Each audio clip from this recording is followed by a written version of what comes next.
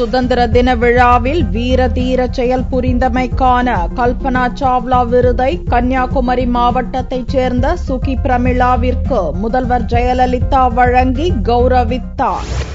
67வது சுதந்திர தினத்தை முன்னிட்டு சிறப்பாக சேவை புரிந்த சாதனையாளர்கள் மற்றும் தொண்டு நிறுவனங்களுக்கு முதல்வர் ஜெயலலிதா விருதுகள் வழங்கி கௌரவித்தார். இந்த ஆண்டிற்கான கல்பனா சாவ்லா விருது கன்னியாகுமரி மாவட்டத்தைச் சேர்ந்த உணவு கடத்தல் தடுப்பு பிரிவு அதிகாரி சுகி பிரமிளாவிற்கு வழங்கப்பட்டது.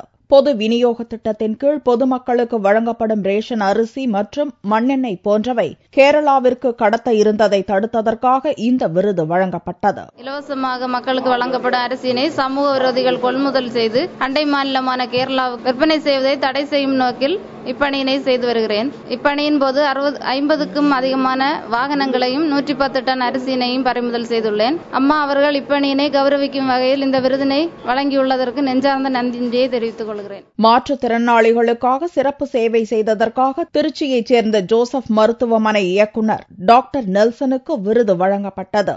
மாற்றுத்திறனாளிகளுக்காக சிறப்பு சேவை செய்வதற்காக இவ்விருதினை அம்மா அவர்கள் வழங்கியுள்ளார்கள். பல விதத்தில் சிறப்பு சேவை செய்த ஜோசப் கண் மருத்துவமனை பாராட்டி இவ்விருதினை வழங்கியுள்ளார்கள். மனநலம் பாதிக்கப்பட்டு ஆதரவற்ற நிலையில் இருந்தவர்களுக்காக சிறப்பாக சேவையாற்றியமைக்காக சிறந்த தொண்டு நிறுவனமான வேலூரில் உள்ள உதவும் உள்ளம் தொண்டு நிறுவனத்திற்கு முதல்வர் ஜெயலலிதா விருதை வழங்கி கௌரவித்தார். மனநலம் பாதிக்கப்பட்டு சாலையில ஆதரவற்ற நிலையில சுற்றித் திரிந்து கொண்டிருக்கின்ற மனநோயாளிகளை அரவணைத்து அவர்களை தங்க வைத்து அவர்களுக்கு தேவையான மறுவாழ்வு உதவிகளை வழங்கி பின்பு அவர் குணமடைந்த பின்பு அவருடைய பெற்றோர்கள் கண்டுபிடிக்கப்பட்டு அவருடைய குடும்பத்தோடு ஒப்படைக்கின்ற மறுவாழ்வு பணி செய்து கொண்டிருக்கிறது.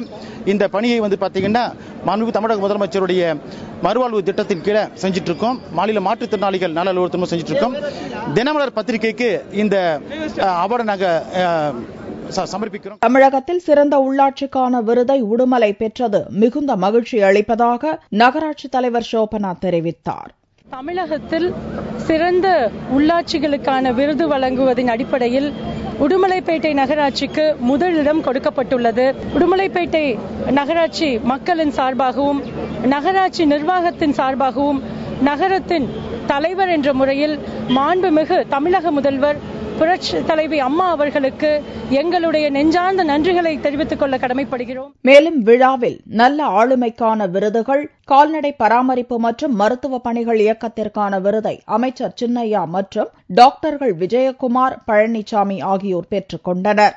சிறந்த மாநகராட்சிக்கான விருது ஈரோடு மாநகராட்சிக்கும், சிறந்த பேரூராட்சியாக அவிநாசி பேரூராட்சிக்கும் சுதந்திர தின விழாவில் விருது வழங்கப்பட்டு கௌரவிக்கப்பட்டது.